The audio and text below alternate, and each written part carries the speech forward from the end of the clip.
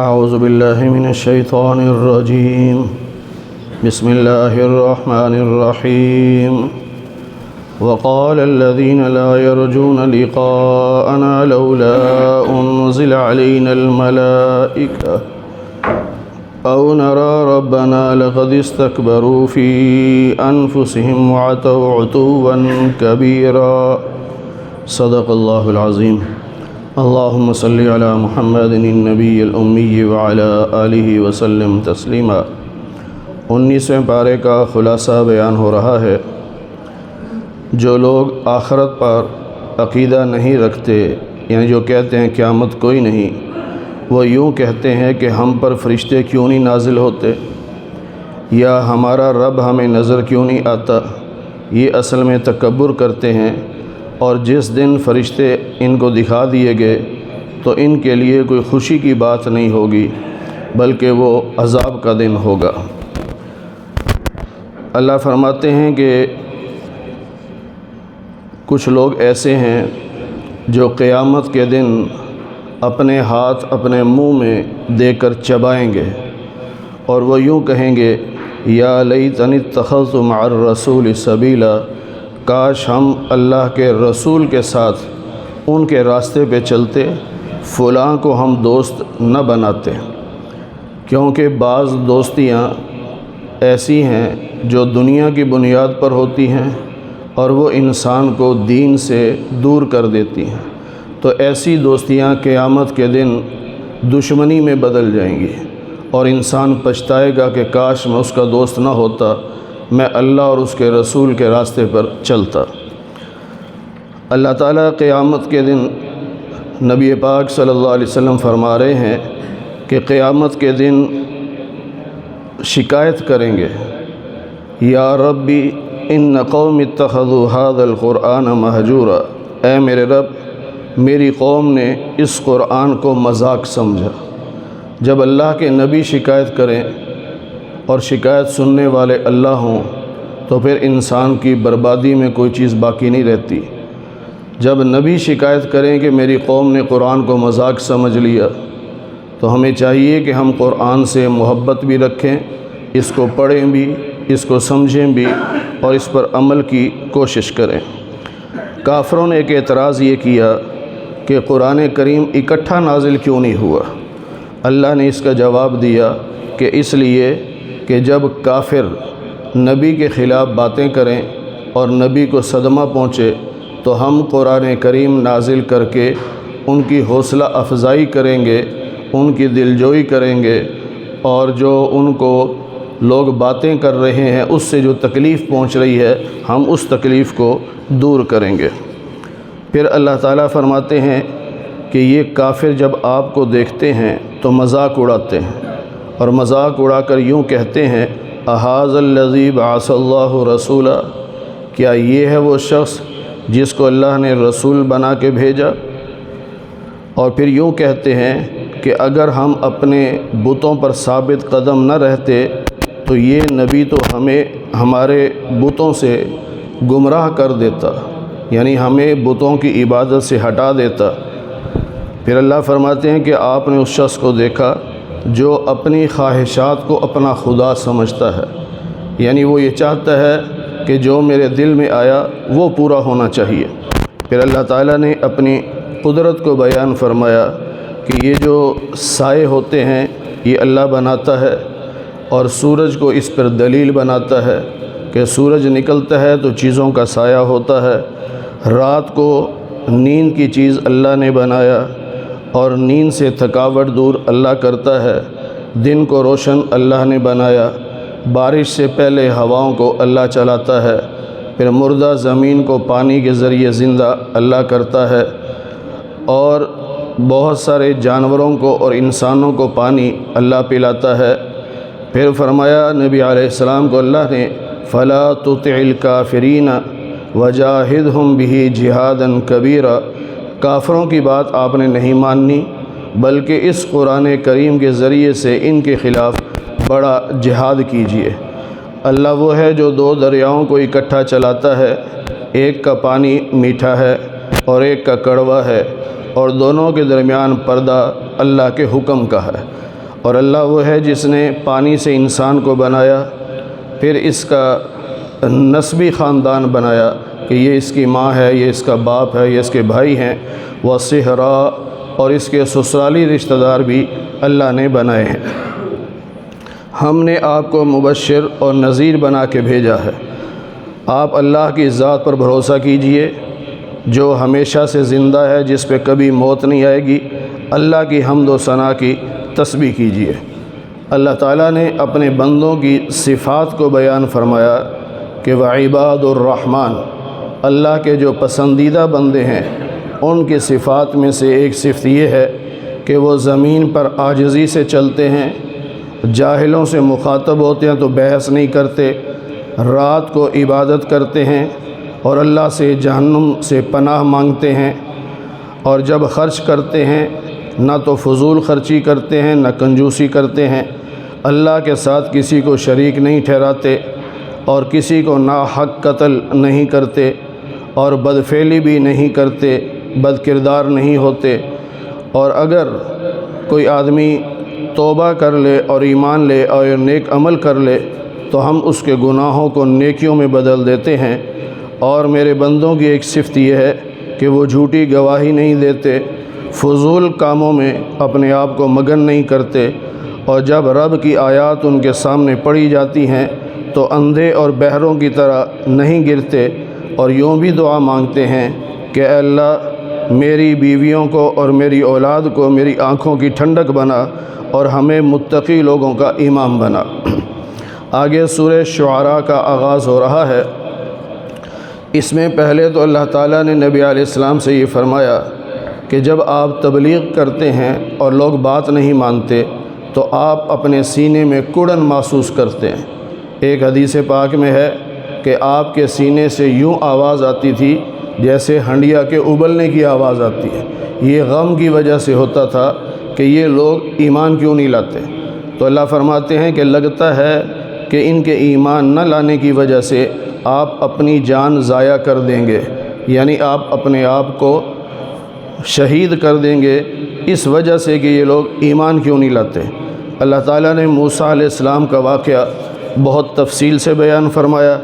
اس کے بعد حضرت ابراہیم علیہ السلام کا واقعہ بیان فرمایا، اور لوگوں نے جب کہا کہ آپ کس رب کی دعوت دیتے ہیں تو اس وقت ابراہیم علیہ السلام نے فرمایا الذی خلقنی فہو یہدین، میرا رب وہ ہے جس نے مجھے پیدا کیا ہے، مجھے ہدایت دی ہے، مجھے وہ کھلاتا ہے، مجھے وہ پلاتا ہے، جب میں بیمار ہوں تو مجھے وہ شفا دیتا ہے، مجھے موت بھی وہی دے گا، دوبارہ زندہ بھی وہی کرے گا، اور اسی اللہ سے میں امید رکھتا ہوں کہ قیامت کے دن میری خطاؤں کو معاف کر دے گا اور مجھے نیک لوگوں میں شامل کرے گا، اور بعد میں آنے والے لوگوں میں میرا نام بہت بلند کر دے گا اور مجھے نعمتوں والی جنت کا وارث بنا دے گا۔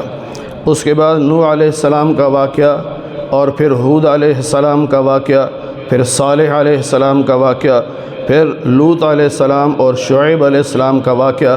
یہ سارے واقعات جو بیان ہوئے، ان سب واقعات کے آغاز میں سب نبیوں کی ایک ہی دعوت کہ اللہ کے سوا تمہارا کوئی معبود نہیں ہے اور میں تمہاری طرف رسول بنا کے بھیجا گیا ہوں، لہٰذا اللہ سے ڈرو، میری اطاعت کرو، اور میں اس تبلیغ پر تم سے معاوضہ نہیں مانگتا، میرا معاوضہ تو اللہ کے ذمے ہے۔ اور ہر واقعے کے اختتام پر عذاب ذکر کرنے کے بعد پھر اللہ نے فرمایا کہ ان فی ذلک لآیہ، اس واقعے میں اللہ کی قدرت کی نشانی ہے، لیکن اکثر لوگ ایمان نہیں رکھتے۔ اور آپ کا رب غالب ہے، زبردست طاقتور ہے، لیکن اس کے باوجود تمہارا رب بڑا مہربان بھی ہے، طاقت رکھنے کے باوجود مہربان ہے۔ تو ہمیں سبق دیا جا رہا ہے کہ تم تو کمزور ہو، تمہیں تو زیادہ چاہیے کہ تم لوگوں کے ساتھ مہربان ہو جاؤ۔ وَإِنَّهُ لَتَنزِيلُ رَبِّ الْعَالَمِينَ، یہ قرآن کریم رب العالمین کی طرف سے نازل ہوا ہے۔ روح الامین یعنی سیدنا جبریل علیہ السلام اس کو لے کے آئے ہیں، آپ کے دل پہ اسے نازل کیا ہے تاکہ آپ نبیوں میں سے ہوں، اور عربی زبان میں اس کو نازل کیا ہے۔ پھر اللہ نے نبی علیہ الصلاۃ والسلام سے فرمایا وَأَنذِرْ عَشِيرَتَكَ الْأَقْرَبِينَ اپنے قریبی رشتہ داروں کو تبلیغ کیجیے۔ آپ نے صفا پہاڑی پر کھڑے ہو کر اپنی ساری قوم کو بلایا اور وہاں آپ نے اپنی 40 سالہ زندگی پیش کی کہ 40 سال میں نے تم میں گزارے ہیں، بتاؤ میرے کردار کے بارے میں تم کیا کہتے ہو؟ تو سب نے یہی کہا کہ آپ صادق ہیں، آپ امین ہیں۔ تو نبی پاک صلی اللہ علیہ وسلم نے پھر سوال کیا کہ اگر میں یہ کہوں کہ اس پہاڑ کے پیچھے سے دشمن آ رہا ہے جو حملہ کرے گا تو مان لو گے؟ ان کا جی بالکل مان لیں گے، اس لیے کہ آپ نے کبھی جھوٹ نہیں بولا۔ تو نبی پاک صلی اللہ علیہ وسلم نے فرمایا پھر میں تمہیں یہ بتا رہا ہوں کہ یوں کہو لا الہ الا اللہ، کہ اللہ کے سوا کوئی معبود نہیں، محمد صلی اللہ علیہ وسلم اللہ کے رسول ہیں، تم کامیاب ہو جاؤ گے۔ لیکن اس تبلیغ کے بعد آپ کے قریبی رشتہ دار بھی آپ کے مزید مخالف اور دشمن بن گئے، تو اللہ نے فرمایا کہ آپ کو گھبرانے کی ضرورت نہیں، وَتَوَكَّلْ عَلَى الْعَزِيزِ الرَّحِيمِ، اللہ کی ذات پہ آپ بھروسہ کریں۔ اس سورت کا نام سورہ شعراء ہے۔ تو بعض لوگ یہ کہتے تھے کہ نبی پاک صلی اللہ علیہ وسلم شاعر ہیں۔ اللہ نے یہاں نفی فرمائی کہ میرا محبوب شاعر نہیں ہے، اور شاعر جو ہوتے ہیں وہ خیالی باتیں کرتے ہیں، اس میں عمل نہیں ہوتا۔ میرا نبی جو باتیں کرتا ہے وہ عمل کی ترغیب دیتا ہے، وہ خیالی باتیں نہیں کرتا۔ سورہ نمل کا آغاز ہو رہا ہے، اس میں پہلے موسیٰ علیہ السلام کا واقعہ بیان ہوا، پھر حضرت داؤد علیہ السلام، حضرت سلیمان علیہ السلام، دونوں کو اللہ نے نبوت اور علم سے نوازا۔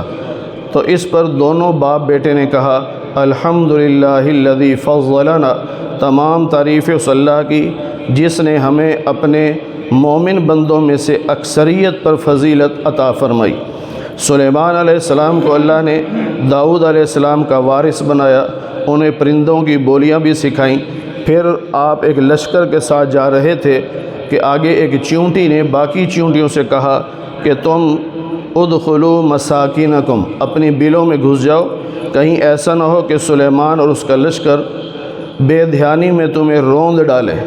تو سلیمان علیہ السلام نے یہ بات چیونٹی کی سن لی تو آپ مسکرا دیے اور پھر اللہ سے دعا مانگی، اس میں اللہ کا شکر ادا کیا کہ اللہ میں شکر ادا کرتا ہوں ان نعمتوں پر جو آپ نے مجھے دی، میرے والدین کو دی، لہٰذا مجھے نیک اعمال کی توفیق عطا فرما جس سے آپ راضی ہو جائیں، اور مجھے اپنی رحمت سے نیک لوگوں میں شامل فرما دے۔ پھر ہدہد کا ذکر آیا، اور پھر قوم سبا کی ملکہ بلقیس کا ذکر آیا، اور بلقیس جب آنے لگی آپ کے پاس تو آپ نے فرمایا کہ کوئی ہے جو اس کا تخت اس کے آنے سے پہلے لے آئے؟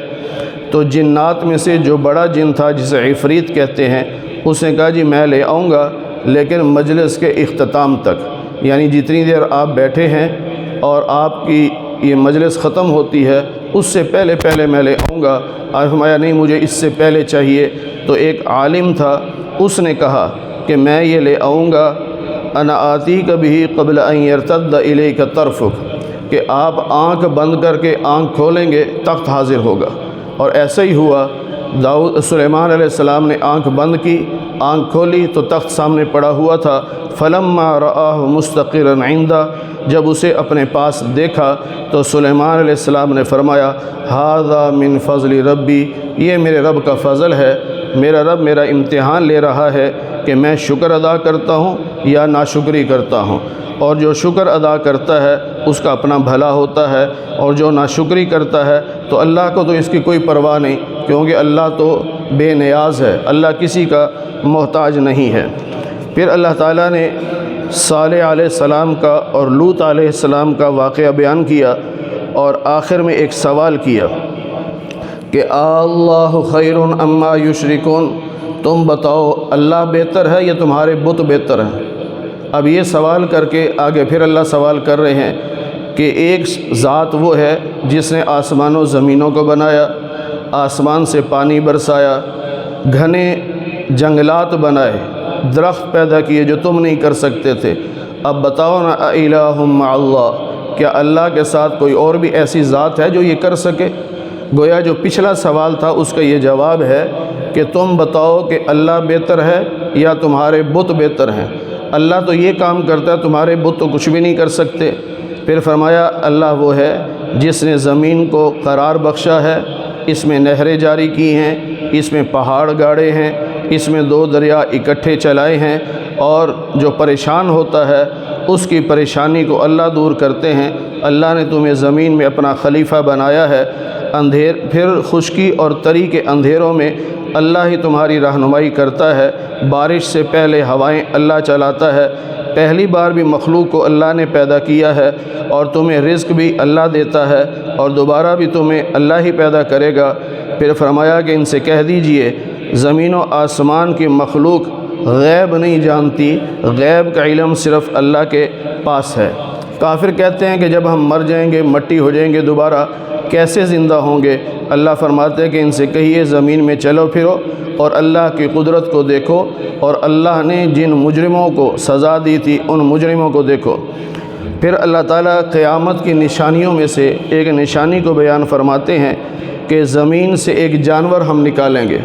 یہ صفا پہاڑی جو ہے یہ پھٹے گی، اس کے اندر سے ایک عجیب جانور نکلے گا، وہ مٹی جھاڑ کر وہاں سے چلے گا، حجر اسود اور مقام ابراہیم کے درمیان میں آ کے وہ کھڑا ہوگا اور لوگوں سے باتیں بھی کرے گا۔ جو ایمان والے ہوں گے ان کے چہرے کو ستاروں کی طرح روشن کر دے گا۔ یہ اللہ نے قرآن کریم میں فرمایا کہ یہ ہماری قیامت کی نشانی ہوگی۔ اور قیامت کے دن جب سور پھونکا جائے گا، زمین و آسمان کی ساری مخلوق گھبرا جائے گی، اور پہاڑوں کو تم دیکھو گے کہ تمہیں یوں لگتا ہے جیسے وہ کھڑے ہوئے ہیں، لیکن وہ بادلوں کی طرح اڑ رہے ہوں گے۔ جو نیکی کرے گا ہم اس کو بہتر بدلہ دیں گے، اور جو برائی کرے گا اس کو چہرے کے بل جہنم میں ڈالیں گے۔ نبی پاک صلی اللہ علیہ وسلم نے فرمایا کہ مجھے حکم دیا گیا کہ میں اللہ کی عبادت کروں اور سب سے پہلے مسلمان ہو جاؤں، قرآن کریم کی میں تلاوت کروں اور یوں کہوں کہ الحمدللہ، تمام تعریفیں اللہ کی ہیں جو ان قریب اپنی قدرت کی نشانیاں تمہیں دکھائے گا اور تم اللہ کو پہچان لو گے۔ آگے سورہ قصص کا آغاز ہو رہا ہے، اس میں بھی اللہ تعالیٰ نے موسیٰ علیہ السلام کا واقعہ بہت تفصیل سے بیان فرمایا، یعنی آپ کی پیدائش سے لے کر اور فرعون کے غرق ہونے تک کا سارا واقعہ اللہ تعالیٰ نے یہاں پر تفصیل سے بیان فرمایا ہے۔ اور اس میں موسیٰ علیہ السلام کا قوم مدین میں جانا، وہاں شعیب علیہ السلام کے گھر میں پہنچنا، ان کی بیٹی سے نکاح ہونا، پھر 10 سال وہاں رہنا، اس کے بعد پھر آپ کا اپنے گھر واپس آنا، اور راستے میں آپ کو نبوت ملنا، اور پھر 2 معجزات کا ملنا، یہ ساری باتیں اللہ تعالیٰ نے یہاں پر بیان فرمائیں۔ اور فرعون کو جب جا کے آپ نے دعوت دی تو فرعون اپنے وزیر حامان سے کہنے لگا کہ تم میرے لیے محل بناؤ۔ پکی اینٹوں کا رواج پہلے نہیں ہوتا تھا، یہ فرعون کے زمانے میں شروع ہوا۔ اس نے پکی اینٹوں سے محل بنایا، کہنے لگا کہ تاکہ میں دیکھوں کہ موسیٰ کا خدا کیا کر رہا ہے۔ پھر آگے اسرائیلی روایات ہیں، اسرائیلی روایات کے بارے میں حکم یہ ہے کہ لا نصدق ولا نکذب، نہ ہم ان کی تصدیق کرتے ہیں نہ ان کا انکار کرتے ہیں، ہو سکتا ہے سچ ہو سکتا ہے جھوٹ بھی ہوں۔ تو بہرحال وہ ایک محل بہت اونچا بنایا، تو بعض روایات میں یہ ہے کہ وہ اپنی بلندی کی وجہ سے خود ہی گر گیا، اور ایک روایت میں یہ ہے کہ سیدنا جبریل علیہ السلام نے اپنا پر مارا، وہ سارا کا سارا محل گر گیا۔ اور ایک روایت میں یہ ہے کہ فرعون اس محل پہ چڑھا اور وہاں چڑھ کے اوپر آسمان کی طرف تیر مارا، تو اللہ نے بھی اس سے مذاق کیا کہ تیر کو خون لگا کے واپس کیا، تو وہ فرعون خوش ہونے لگا، دیکھو میں نے موسیٰ کے خدا کو مار دیا ہے، وہ زخمی ہو گیا ہے۔ اس قسم کی وہ باتیں کرنے لگا۔ پھر اللہ نے نبی پاک صلی اللہ علیہ وسلم سے فرمایا کہ جب موسیٰ علیہ السلام وہاں موجود تھے اور لوگ جھگڑ رہے تھے تو آپ تو وہاں نہیں تھے، اور جب موسیٰ علیہ السلام قوم مدین میں تھے تو تب بھی آپ وہاں نہیں تھے، یعنی آپ حاضر ناظر نہیں تھے، بلکہ آپ کو یہ باتیں جو ہزاروں سال پہلے گزری ہیں وہ اللہ نے وحی کے ذریعے سے آپ کو بتائی ہیں۔ پھر اللہ تعالیٰ نے فرمایا کہ جو اہل کتاب ہیں پہلے سے کسی نبی کو مانتے ہیں، اب اگر وہ ایمان لے آئیں تو ہم ان کو دگنا ثواب عطا فرمائیں گے، اولئک یؤتون اجرہم مرتین، ہم انہیں دگنا ثواب عطا فرمائیں گے۔ اور اللہ فرماتے ہیں کہ جس سے آپ محبت کریں اسے ہدایت دے دیں، ایسا نہیں ہو سکتا، ہدایت اسے ملے گی جسے اللہ چاہیں گے۔ نبی پاک صلی اللہ علیہ وسلم کے چچا خواجہ ابو طالب، جنہوں نے آپ سے بہت محبت کی، بہت تعاون کیا آپ کے ساتھ اور بہت سپورٹ کی، آخری وقت آیا تو نبی پاک صلی اللہ علیہ وسلم ان کے پاس گئے، کہا چچا کلمہ پڑھ لو، ان کا نہیں میں نہیں پڑھتا کلمہ۔ اور ابو جہل نے بھی جو پاس بیٹھا تھا تو اس نے کہا کہ خبردار موت کے ڈر سے کلمہ نہ پڑھنا۔ تو نبی علیہ السلام وہاں سے مایوس ہو کے واپس آئے اور آپ کی آنکھوں میں آنسو تھے۔ پھر آپ کو اطلاع ملی کہ آپ کے چچا کا انتقال ہو گیا، تو آپ نے فرمایا جاؤ اپنی رسموں کے مطابق اسے دفن کر دو، میں اس میں شریک نہیں ہوں گا۔ ظاہرہ وہ کافر تھے۔ تو اس پر اللہ تعالیٰ نے یہ آیت اتاری، انک لا تہدی من احببت، آپ جس سے محبت کریں اسے ہدایت دیں، ایسا نہیں ہو سکتا۔ ولکن اللہ یہدی من یشاء، ہدایت تو اللہ دیتا ہے جس کو اللہ چاہتا ہے۔ پھر اللہ تعالیٰ فرماتے ہیں کہ قیامت کے دن ہم کافروں سے کہیں گے کہ اپنے بتوں کو بلاؤ، اس وقت ان کے بت ان کے بارے میں کہیں گے کہ اللہ ہم نے ان کو بہکایا تھا، ہم خود گمراہ تھے تو ہم نے ان کو بھی گمراہ کیا ہے۔ پھر اللہ تعالیٰ فرماتے ہیں کہ جو توبہ کرے، ایمان لائے، نیک عمل کرے وہ کامیاب ہے۔ تیرا رب جو چاہتا ہے جیسے چاہتا ہے پیدا کرتا ہے، کیونکہ اختیار اللہ کے پاس ہے۔ یہاں اللہ تعالیٰ نے دو سوال کیے، نبی علیہ السلام سے فرمایا کہ ان سے پوچھئے تمہارا کیا خیال ہے، ان جعل اللہ علیکم النہار سرمدا الی یوم القیامہ، اگر اللہ تعالیٰ قیامت تک دن ہی دن رکھے تو کوئی دنیا کی طاقت ہے جو رات لے آئے؟ دوسرا سوال، اگر اللہ رات کر دے، اندھیرا ہی اندھیرا کر دے تو دنیا کی کوئی طاقت ہے کہ جو دن لا سکے؟ کوئی بھی نہیں لا سکتا۔ پھر اللہ فرماتے ہیں کہ وَنَزَعْنَا مِن كُلِّ أُمَّةٍ شَهِيدًا، پھر ہم ہر امت میں سے ایک گواہ کو اٹھائیں گے۔ وہی بات جو دوسرے پارے میں، 5ویں پارے میں، 14ویں پارے میں، 17ویں پارے میں گزر چکی، کہ یہاں پر بھی وہی ہے کہ ہر نبی سے اللہ پوچھیں گے کہ میرا پیغام پہنچایا تھا یا نہیں پہنچایا تھا۔ نبی کہیں گے پہنچا دیا تھا، کافر کہیں گے نہیں پہنچایا تھا۔ یہ جو مشہور واقعہ میں کئی دفعہ بیان کر چکا۔ اس کے بعد اللہ نے قارون کا واقعہ بیان کیا کہ اللہ نے اس کو بہت خزانہ دیا، بہت دولت دی، اتنی زیادہ دولت تھی کہ اس کے خزانے کی چابیاں ایک نوجوانوں کی جماعت اٹھایا کرتی تھی، ایک آدمی بھی نہیں، ایک پوری جماعت تھی جو اس کے خزانے کی چابیاں اٹھایا کرتی تھی۔ تو اس کو قوم نے سمجھایا کہ اللہ نے تجھے بہت کچھ دیا ہے، اسے اللہ کی راہ میں خرچ کر، اور جو دنیا میں تو نے کھانا پینا وہ کھا، باقی آخرت بنا اپنی۔ تو کہنے لگا کہ یہ اللہ کی عطا نہیں، یہ تو میرے اپنا ہنر ہے، میری کمائی ہے۔ جس آج کل لوگ کہہ دیتے ہیں کہ میں نے بڑی محنت کی، بڑا پیسہ کمایا، اور بھئی ہماری محنت سے پیسہ نہیں ملا، اللہ کے فضل سے ملتا ہے۔ تو ایک دن وہ بڑا بن ٹھن کے باہر نکلا تو بعض دنیا دار لوگوں کے دلوں میں بھی خیال آیا اور وہ کہنے لگے یا لیت لنا مثل ما اوتی قارون، کاش ایسی ٹور ہماری بھی ہوتی جیسی قارون کی ہے۔ لیکن پھر اللہ تعالیٰ نے موسیٰ علیہ السلام کو کہا کہ آپ کو اختیار ہے، آپ زمین کو جو کہیں گے زمین مانے گی۔ تو اس نے یعنی قارون کھڑا تھا، اصل میں اس نے الزام لگا دیا تھا حضرت موسیٰ علیہ السلام پر کہ نعوذ باللہ آپ نے فلاں عورت سے منہ کالا کیا ہے۔ تو آپ جلال میں آ گئے، آپ نے زمین سے کہا کہ قارون کو اندر لے جا۔ وہ اندر چلا گیا اور آخر میں جاتے ہوئے کہنے لگا کہ میرے مکان پہ قبضہ چاہتا ہے موسیٰ۔ تو اللہ نے حکم دیا کہ اس کا مکان بھی اس کے سر پہ رکھو اور مکان سمیت اس کو زمین میں دھسا دو۔ اللہ کہتے ہیں فَخَسَفْنَا بِهِ، ہم نے اس کو زمین میں دھسا دیا، وَبِدَارِهِ، اور اس کے گھر کو بھی زمین میں دبا دیا۔ فَمَا كَانَ لَهُ مِنْ فِئَةٍ، کوئی جماعت نہیں تھی جو اس کی مدد کرتی۔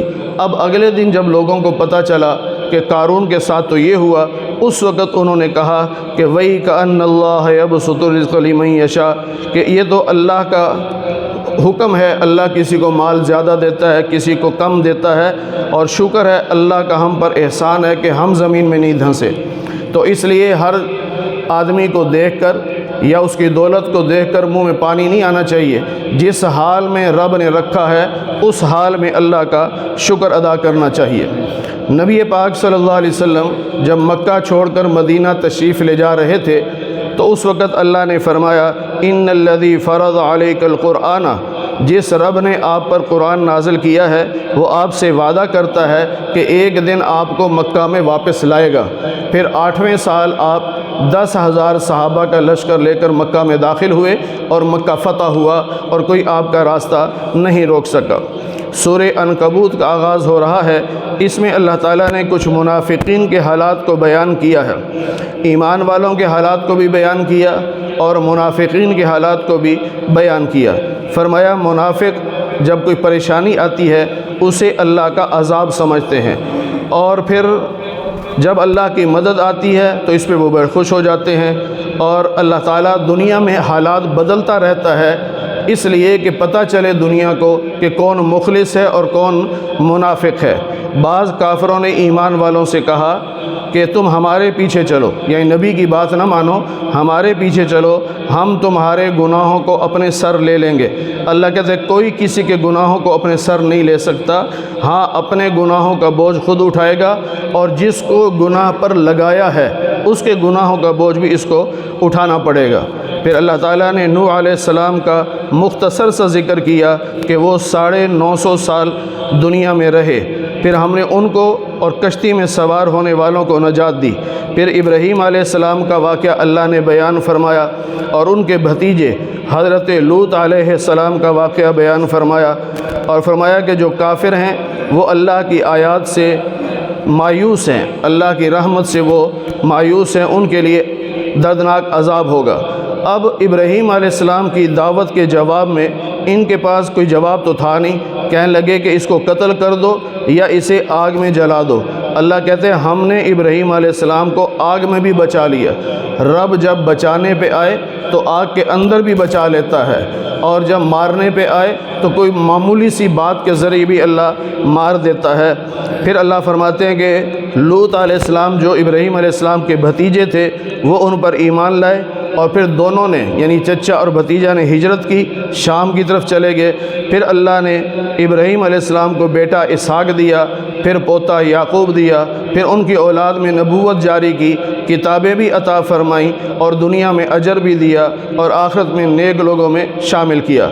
پھر لوط علیہ السلام کو بھی اللہ نے نبوت دی، اور انہوں نے اپنی قوم کو سمجھایا کہ تم ایسا بے حیائی کا کام کرتے ہو جو دنیا میں تم سے پہلے کسی نے نہیں کیا، اور وہ کرتے بھی ایسے تھے، ایک تو ہے گناہ کرنا، اور گناہ بھی ایسا جو پہلے کسی نے نہیں کیا، لیکن اس سے ہٹ کر ایک اور یہ تھا کہ وَتَأْتُونَ فِي نَادِيكُمُ الْمُنْكَرَ، سرے عام لوگوں کے سامنے بے حیائی کا کام کرتے تھے، چھپ کے نہیں کرتے تھے۔ اس وقت پھر لوط علیہ السلام نے اللہ سے دعا مانگی، پھر اللہ نے فرشتے بھیجے، ان فرشتوں نے آ کر ان کو ہلاک کر دیا۔ قوم لوط کو آسمان تک لے جا کر الٹا کر کے نیچے پٹخا اور اوپر سے پتھروں کی بارش کی۔ پھر اللہ تعالیٰ فرماتے ہیں کہ جن لوگوں کو ہم نے ہلاک کیا ہے، گناہوں کی وجہ سے پکڑا، ان میں سے بعض پر ہم نے پتھروں کی بارش کی، بعض پر چیخ بھیجی، بعض کو زمین میں دھنسایا، بعض کو پانی میں غرق کیا۔ اور یاد رکھو اللہ ظلم نہیں کرتا، یہ بندے خود اپنے اوپر ظلم کرتے ہیں۔ پھر اللہ فرماتے ہیں کہ جو لوگ اللہ کے علاوہ بتوں کی پوجا کرتے ہیں ان کی مثال مکڑی کے جالے کی ہے، یعنی مشرک اتنا کمزور ہوتا ہے جیسے مکڑی کا جالا کمزور ہوتا ہے کہ ایک بچہ بھی تنکا مار دے تو اس کا جالا ٹوٹ جاتا ہے۔ یہ توحید والا مضبوط ہوا کرتا ہے۔ پھر فرمایا یہ مثالیں ہم بیان کر رہے ہیں لوگوں کے لیے، لیکن عقل والے ہی لوگ اس سے سبق حاصل کرتے ہیں۔ خلق اللہ السماوات والارض بالحق، اللہ ہی نے آسمانوں اور زمینوں کو پیدا کیا ہے، اور ان میں ایمان والوں کے لیے اللہ کی قدرت کی نشانیاں ہیں۔ اللہ تعالی ہمیں قرآن کریم کی صحیح سمجھ نصیب فرمائے۔